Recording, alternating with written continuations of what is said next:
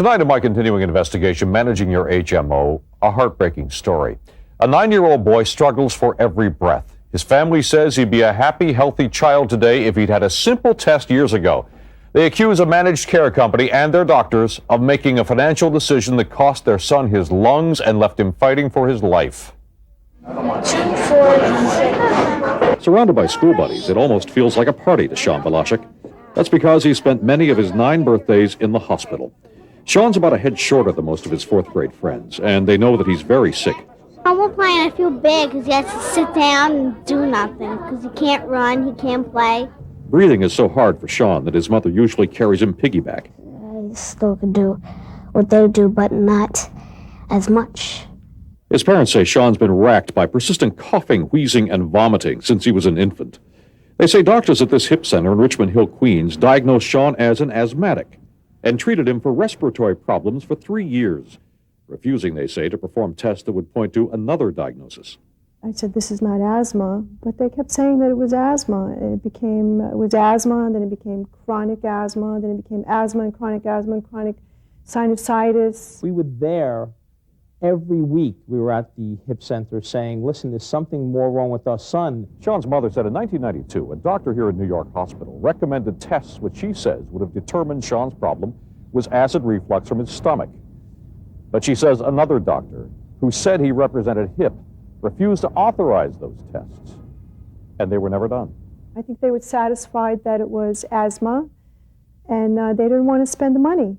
The family left HIP in 1994 when Richard changed jobs. Sean worsened, and his parents say their new doctors also failed to diagnose Sean's condition. By now, he needed a wheelchair and oxygen. Sean's lungs were failing. In November 1995 at Columbia Presbyterian Hospital, Sean had a double lung transplant. What happened to your lungs? Too much food went up there, and they had to give me another set. Records from Columbia Presbyterian show that after the transplant, Sean finally had the test the family says was recommended years earlier. It confirmed Sean had gastroesophageal reflux.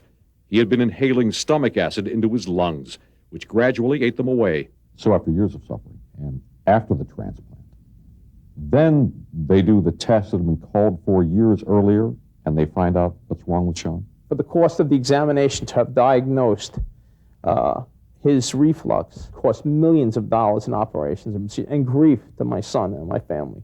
Doctors at Columbia performed surgery to fix Sean's reflux problem.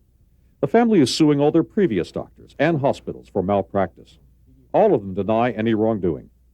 I had such a hatred for some of the doctors because of the way they treated us. It's brutal. I hate them. But mostly, the family blames HIP for not discovering the reflux years earlier.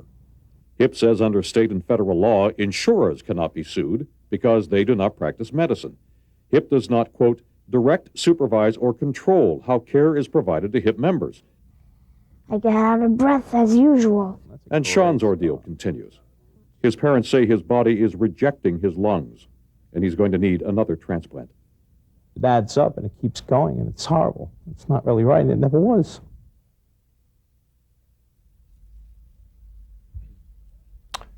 The family originally sued HIP, but the case against the HMO was dismissed on evidence that HIP does not practice medicine, but contracts with independent medical groups to care for HIP members. We contacted all the medical providers being sued. None would talk to us because of the litigation.